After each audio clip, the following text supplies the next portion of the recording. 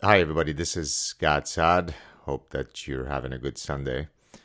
When I first heard that Elon Musk was buying Twitter, I was all for it, but I've since changed my mind, as any good person would when they see new incoming evidence. So earlier today, I posted two tweets regarding my changing opinion, and so I want to read them for you and then maybe add some additional commentary. So here we go. It is disgusting that Elon Musk is now requiring Twitter employees to work for a living. He is literally instituting new slavery camps whereby Oberlin graduates in feminist glaciology hired by Twitter can no longer spend their work hours using the app of the Malibu Meditator. Let me just add here. Our brightest, not the Navy SEALs that go to fight our wars, not the police, men and women who protect our streets from danger. These are not our best. Our best people are the people who are getting degrees. I just wrote here a few: feminist glaciology, misogyny and climate change, queering mathematics, and arguably the most practically, if not theoretically relevant field, inclusive indigenous dance. You have people coming from Oberlin and Wellesley with these degrees that used to be hired by Twitter to do important work, like, for example, from 8 to 10, they have latte and meditation. At 10 o'clock, they go into a Swedish sauna and they get a massage from Sven. Then they have lunch. Then they regroup to reimagine policing. Then at around 2:30, they have reimagine climate change. Then from 4 to 5, they have reimagine meditation with the Malibu Meditator. Then they head off home to then rinse, wash, and repeat the next day. Elon Musk comes in, fires about 80% of those people. And these are our brightest. These are people who specialize in inclusive indigenous dance, who now are without work.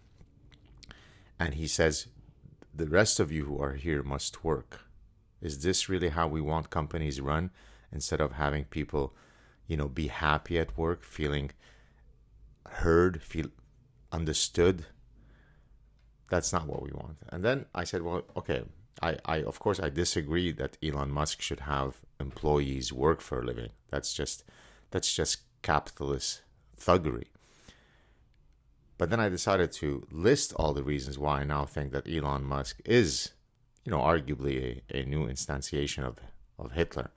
So here we go. Why Elon Musk is a Nazi. And this is why, by the way, many of my super, highfalutin progressive friends, you see how when you're progressive, you speak with a lisp because you're sophisticated. And so why Elon Musk is a Nazi, I agree with my progressive friends. Number one, he supports free speech. Yeah, sure, free speech, but not for Donald Trump. He's dangerous. Yeah, sure, presumption of innocence is nice, but not for Brett Kavanaugh. He's a serial gang rapist going up the eastern seaboard, raping people. Sure, there is no proof of that, but we can't take a chance with him. So, of course, the deontological principles are great, but not for people with whom we disagree. It's simply too dangerous to allow freedom of speech or presumption of innocence to people that are dangerous. So, Elon Musk is going to bring back Babylon B. He's going to bring back Donald Trump on Twitter. Imagine, in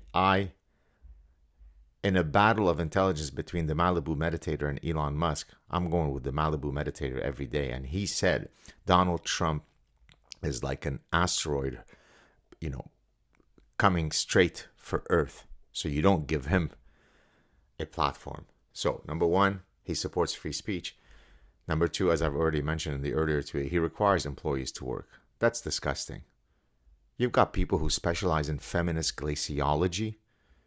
You're expecting them to work. They have real work to worry about. Reimagining policing, reimagining the military. How do you create a more inclusive military where non-binary people can feel comfortable? Sure, you got the Chinese who are building this incredible military. But you know who wins wars? Inclusive military. Why did the Romans lose their empire? Not a single general had listed their pronouns. We don't want that kind of military. Number 3, he trolls the parasitized blue-haired Taliban. So, for example, today he put out a thing, my pronouns are prosecute / Fauci. That's disgusting. Once you start, making fun of the pronoun Taliban, that's disgusting. Number 4, he has a playful sense of humor. We look, I know that, I'm not taken seriously as a professor because I have a sense of humor. Professors should pontificate. Professors should look up into the sky while smoking an imaginary cigar or pipe and just pontificate. Fun stuff is for children. Serious people are not playful. He's the richest man on earth and he has fun. He has a sense of humor. That's what Nazis do. You know who had sense of humor? Nazis. Number 5, he believes in the free market. That's disgusting. We know from occasional Cortex AOC that if you truly knew how to implement socialism, because socialism and communism has been tried, 100 different places and always failed miserably, but that's because true socialism wasn't implemented. He's pushing for free market. That's thuggery. So, very much in line with all of my progressive friends, you have to put the lisp. Elon Musk must be cancelled. He's a danger. But by the way, my hero, luminary Elton John, is leaving Twitter because it's now become a hotbed of misinformation. So, for example, when Twitter had stopped the Hunter Biden laptop story from spreading, because it made sense that you would stop it because, we had to stop Donald Trump from becoming president, as the Malibu Meditator explained to us, and I wholeheartedly agree with him. That wasn't misinformation. When the WHO and His Eminence Lord Fauci said that there's no proof that COVID spreads from human to human, that wasn't misinformation. That was just the science that was evolving. So when progressives lie, for example, here are 100 public health officials that sign a declaration stating that having 100,000 people at a BLM rally during the pandemic it doesn't spread the virus, because fighting systemic racism is more important than the spread of the virus amongst 100,000 people. You can't go see your dying grandmother because that's dangerous. COVID, 100,000 people banding together because George Floyd is a hero. That doesn't spread the virus. So that wasn't misinformation, you see? So for all of these reasons, Elon Musk supporting freedom of speech, arguing that employees should work, getting rid of useless employees who did nothing, who had degrees in indigenous intersectional dance. All of these things point to the fact that he's an intolerant bigot. He's from South Africa, which basically means he probably was the architect of apartheid. So for all these reasons, we need to go back to Twitter, where you had strong cancel culture policies. Like if you were to say, no, women cannot have 9-inch penises, and that would get you canceled on Twitter. Now it doesn't get you canceled. Do we really want to be on a platform that is so anti-science? We know that science has shown that sometimes men can menstruate, sometimes men can bear children.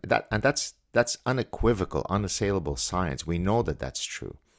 Okay, I have my progressive biology books just in the back of me here.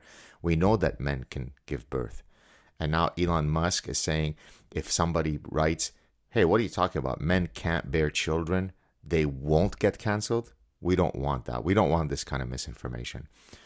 So I've always told you people that in light of new incoming evidence, you have to change your opinions. I originally thought that, Elon Musk would be a breath of fresh air and that he would open up Twitter. Now I'm fully on board with, I'll admit it, my hero, Sam Harris, the Malibu Meditator, in agreeing that Elon Musk is a danger and he must be canceled for peace.